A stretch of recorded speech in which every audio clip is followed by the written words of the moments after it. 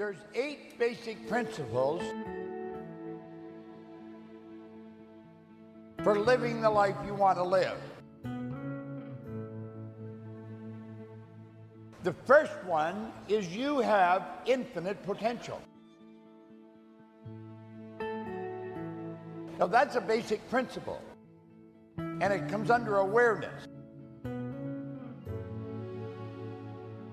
Every time you think you can't do something, you'll find the juice to do it.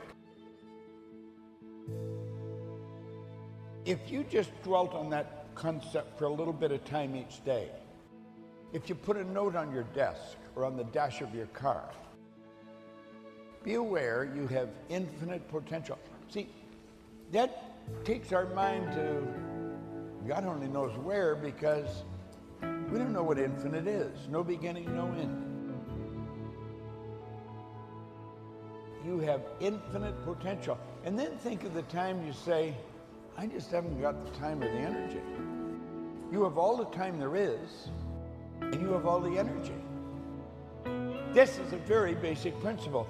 Now the second one is want. You have to ask yourself, where do our wants come from, and why don't we act on them? Now that's a very good question. Our wants come from the essence of who we are. Our spiritual DNA is perfect. There's that place in our consciousness where perfection resides. Absolute perfection. That's the soul, because you are one. You don't have a soul, you are a soul. And the soul is a perfect expression of an infinite power.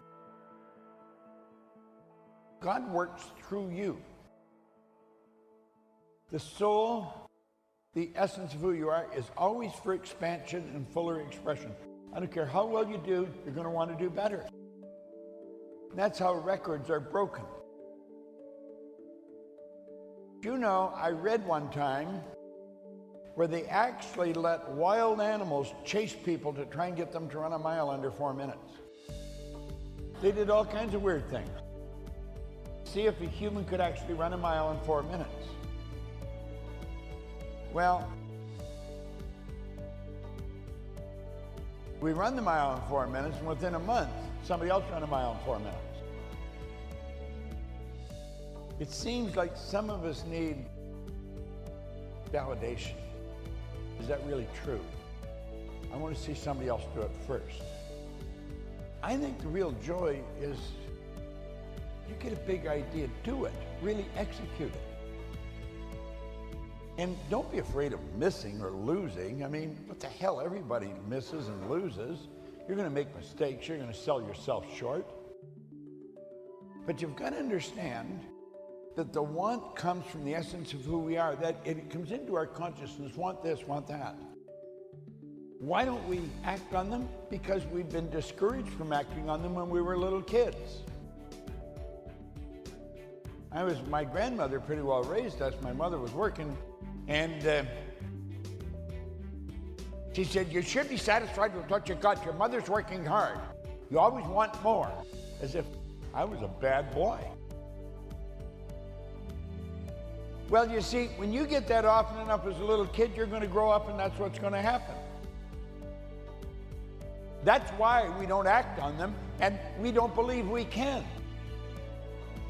Because we don't know how it's going to happen. Remember, there is a place. You went there. Your imagination took you there.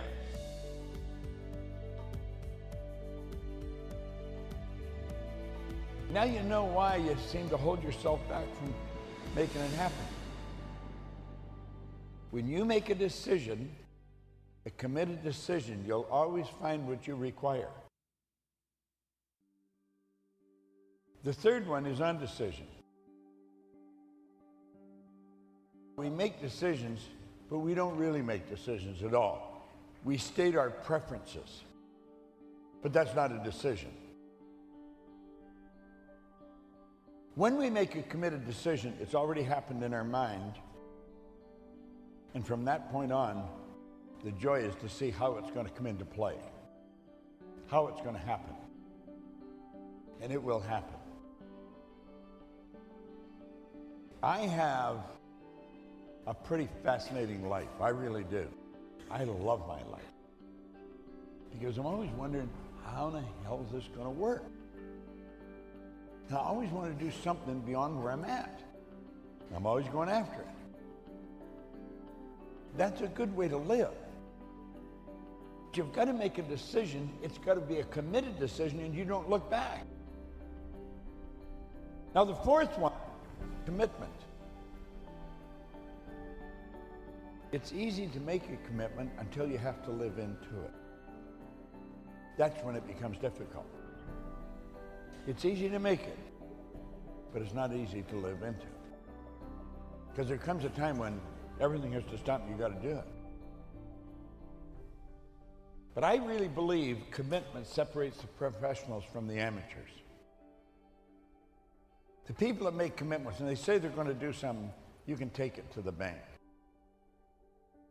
I remember one time I was in Bethlehem, Pennsylvania, and I had to be in Baltimore the next morning. Bethlehem, Pennsylvania is in a valley, and there's a very steep hill getting out of there. And it was a terrific snowstorm. We had this limo that was driving us from where we were working in Bethlehem to take us to Baltimore.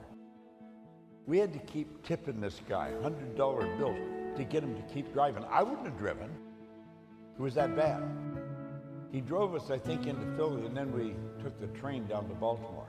But we had told the people we were going to do a seminar at 8 o'clock next morning. We didn't know how to get them because they were from all over the place. So we had to get to Baltimore.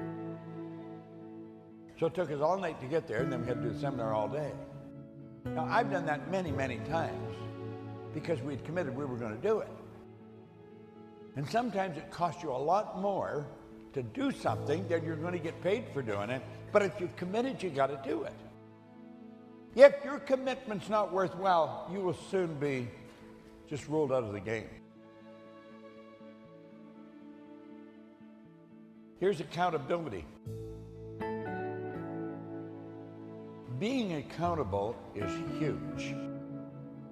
It's almost like an insurance policy for success. And when you make a commitment, what you should do is get somebody to hold you accountable. And you don't just pick anybody. Pick somebody that you've got a fair amount of respect for. And you wouldn't want them to think that you are not keeping your commitment. So you ask the person that you've got a lot of respect for, you write it out and say, would you hold me to this? It's going to make a big difference for you. I've done that many times, and I've taught that to a lot of people. Number 6 here is focus. You know, focus is the development of the will. It's one of the most magnificent tools, and it's something that I've worked at for many years. I'm very disciplined. I give myself a command, and all hell will move, but I'll get it done. Now, the only way you're going to do that is to focus. Focus adds energy to whatever you're doing. Focus is the use of the will. And when the power flows into you and you focus, you increase the amplitude of vibration. There's a stronger charge of energy coming from you. The more focused you are, the more certain you are of making it happen, and in a shorter period of time. You can increase or shorten a period of time reaching a goal through concentration, because concentration increases amplitude of vibration. You're giving more energy to the manifestation of the idea that you're focused on. All the top stars in every field, they focus. Now, they may not even be aware that they're doing that because they could be unconscious competence, but that's what they're doing. And number 7, of course, is discipline. Is where you give yourself a command and then follow it. This I will do. Now, I'm not quite sure how I started that, but I started a long time ago. And I'm going to tell you, I am a very disciplined person. I will, it doesn't matter what happened, I'm going to make it happen. If you want to change the paradigm or you want an idea fixed in your mind, create a recording and listen to that recording over and over and over. It always works. That's a sure thing.